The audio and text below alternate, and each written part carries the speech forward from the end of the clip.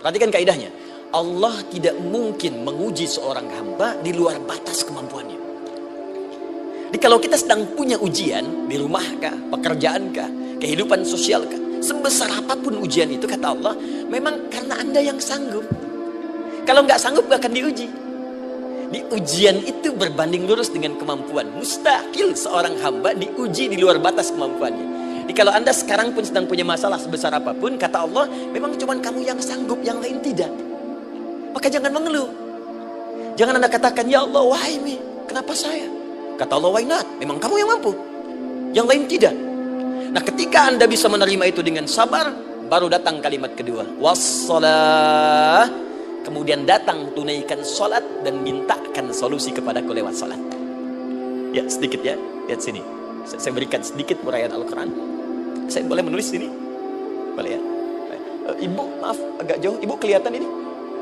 Oh, belum saya tulis, bagaimana bisa kelihatan? Luar biasa. Cuma di Pertamina belum ditulis sudah kelihatan. Maaf, lihat sini.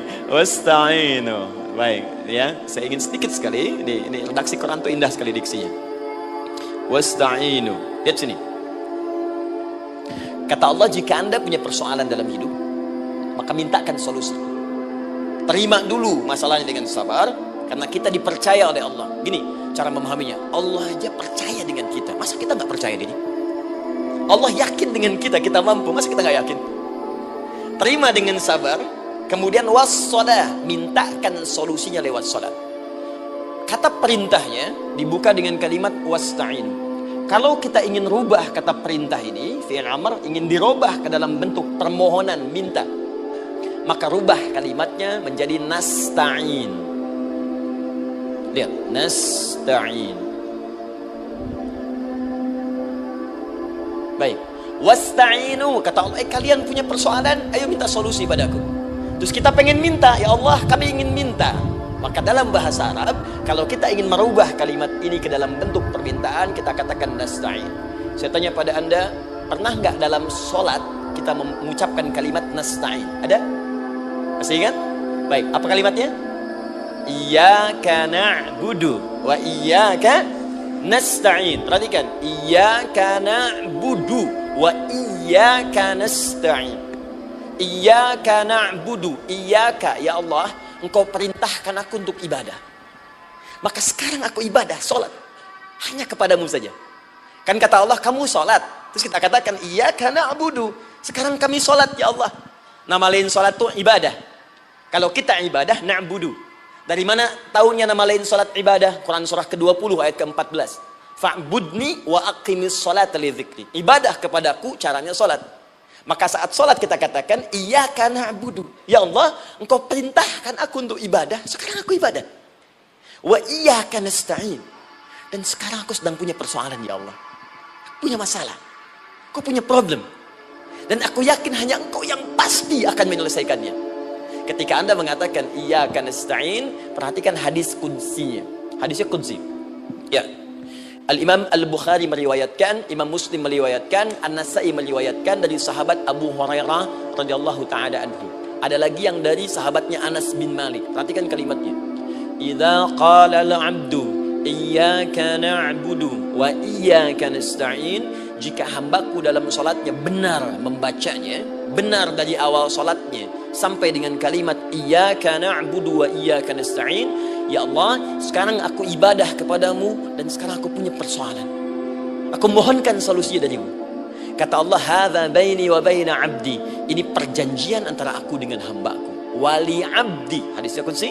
Wali 'abdi. Kalau hambaku benar salatnya sampai kalimat ini, masalah. Apapun yang dia minta sekarang, aku akan kabulkan. Aku akan kabulkan. Pertanyaan saya, berapa di antara kita yang sholat sampai detik ini ribuan kali ruku dan sujud yang memanfaatkan momentum ini untuk memohon? Siapa di antara kita yang ketika sholat memohon kepada Allah solusi? Jangan-jangan selama ini sholat itu hanya menjadi formalitas saja. Takbir, ruku, sujud, salam, selesai. Takbir, ruku, sujud, salam, selesai. Padahal Allah sudah menunggu hambaku, kamu tuh punya masalah apa? Makanya setiap waktu dibagi 5 supaya hidup kita ringan. Subuh ke zuhur punya masalah, zuhur salat. Begitu kita mohon, tuntas masalah itu. Zuhur ke asar punya persoalan, asar salat. Dijawab oleh Allah, tuntas persoalan itu. Karena itu semua nabi dan rasul, bahkan orang soleh, ketika punya persoalan dalam hidupnya, even itu hanya menulis karya ilmiah, maka mereka akan memulai dengan salat dan minta kepada Allah Subhanahu wa taala. Teman-teman kenal Nabi Zakaria? Bagus. Baik, di sana belum tulis, udah kelihatan. Sini kenal Nabi Zakaria, alhamdulillah. Tapi nggak apa-apa. Saya ke Sukabumi, Pak. Ada yang kenal Fir'aun? Kenal Fir'aun, kenal. Bagus. Baik, Sukabumi hubun dunia, suka. Itu hubun, bumi itu dunia. Baik. Teman-teman, Nabi Zakaria itu diuji oleh Allah. Maaf, belum punya keturunan. Dan semua nabi punya ujian. Jadi jangankan kita, nabi aja yang jelas surganya punya ujian. Ya, Anda pernah sakit, Nabi Ayub sakitnya lebih parah dari kita. Ya, Anda di keluarga belum ada keturunan, Nabi Zakaria pernah lebih daripada kita. Sampai rambutnya memutih, fisiknya sudah letih, dan menurut medis, maaf sekali, istrinya divonis tidak mungkin punya keturunan, monofus dan mandul, mustahil. Secara klinis gak mungkin, secara medis tidak mungkin. Maka Allah tunjukkan satu isyarat yang sangat luar biasa. Jika Anda mendapati situasi makhluk mengatakan ini mustahil dan sudah angkat tangan, ini tanda pertama dari Allah, langsung tinggalkan pendapat manusia, langsung memohon kepada Allah. Maka turunlah beritanya di Quran surah ketiga Ali Imran ayat 38 sampai 39. Paling kanan sebelah atas di mushaf. Sekarang perhatikan kalimatnya, saya mau sambungkan dengan Al-Fatihah tadi. Hunalika da'a Zakaria rabbah. Di mihrabnya Nabi Zakaria salat bermohon kepada Allah. Qala rabbi habli min ladunka dzurriyyatan thayyibah. Kemudian ia berdoa, Rabbi habli, ya Allah yang maha memberi tanpa batas.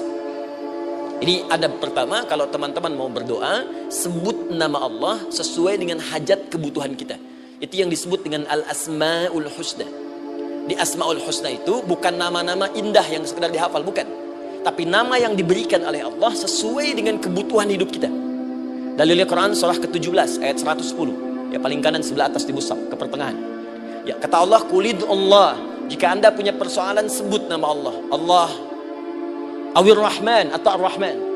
Ayyamma tad'u, tapi kalau Anda ingin spesifik meminta, falahul asmaul husna. Pilih nama Allah, ia punya nama-nama yang indah sesuai kebutuhan kita. Jadi kalau teman-teman misalnya minta kelancaran rezeki, sebut ya Allah ya Razzaq. Anak mau ujian, ya Allah ya Al-Alim. Di proyek misalnya ada hambatan, ada gangguan, ya Allah ya Al-Jabbar ya Al-Malik. Ingin mudah mengatasi ujian, ya Allah ya Sabar. Minta. Ya, jangan semuanya disebutkan, nanti jadi beban. Ya Allahumma ya Rahman ya Al-Malik ya Al-Quddus ya Sabar, gitu kan. Yang tadinya nggak punya masalah jadi punya masalah, gitu kan. Pilih salah satu.